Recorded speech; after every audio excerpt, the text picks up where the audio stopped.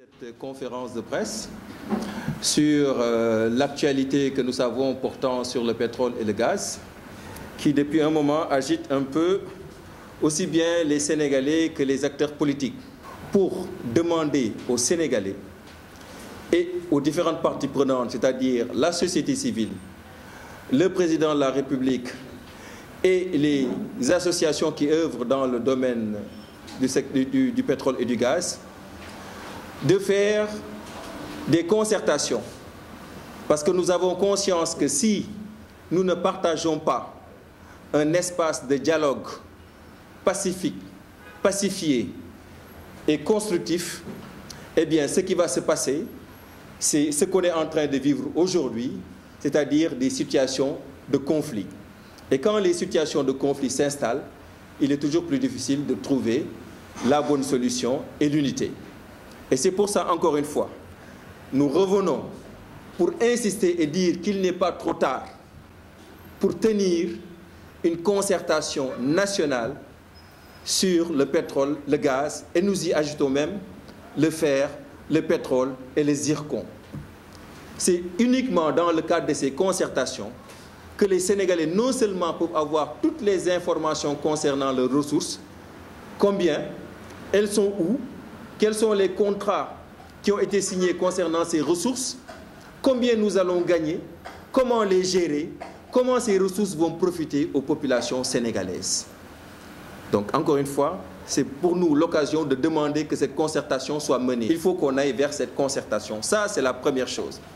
Mais les questions que se posent aujourd'hui les Sénégalais, en particulier sur le pétrole et le gaz, c'est comment les Sénégalais peuvent profiter du gaz et du pétrole.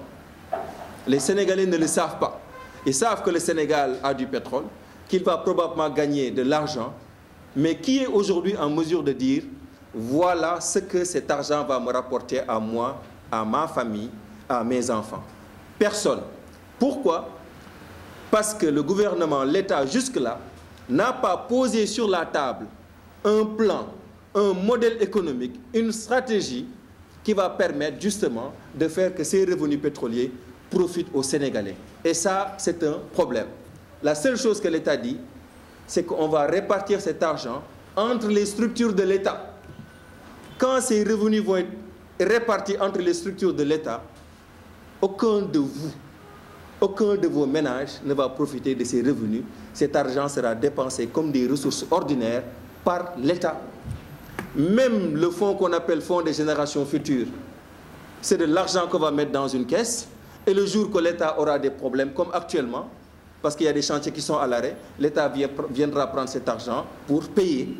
Cela veut dire, et nous l'avons dit, ça c'est un modèle rentier qui ne marche pas, qui n'a pas marché dans tous les pays qui l'ont appliqué. Pourquoi donc nous allons prendre un modèle qui ne va pas fonctionner parce que ça n'a pas fonctionné dans les autres pays? Donc c'est l'occasion pour nous aujourd'hui de proposer autre chose aux Sénégalais.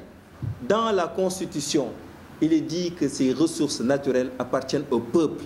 Il faut que les Sénégalais comprennent ce que cela veut dire. Cela veut dire que ça appartient au peuple, pas à l'État. Nous aurions pu dire dans la Constitution que les ressources naturelles appartiennent à l'État pour les bienfaits du peuple. Non, on a dit la propriété, c'est le peuple. Vous, moi, Modou Ndiaye, Fatou Mbaye, ce sont eux les propriétaires.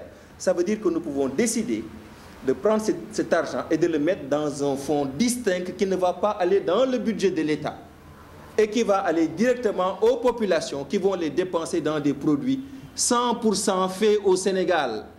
Si on dépense ces revenus dans des produits 100% faits au Sénégal, l'argent des revenus du pétrole va rester au Sénégal, dans le domaine par exemple agricole. Mais si nous dépensons cet argent vers des produits importés, même si c'est 20 000 milliards qui rentrent chaque année, cet argent va finir par ressortir. Donc c'est important pour les Sénégalais de s'en rendre compte et de s'approprier la question, parce que c'est leur ressource à eux.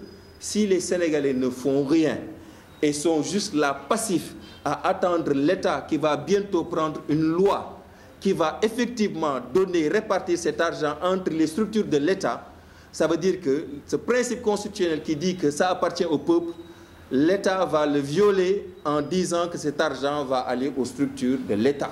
C'est très important de le comprendre. La propriété, c'est pour le peuple, ce n'est pas pour l'État.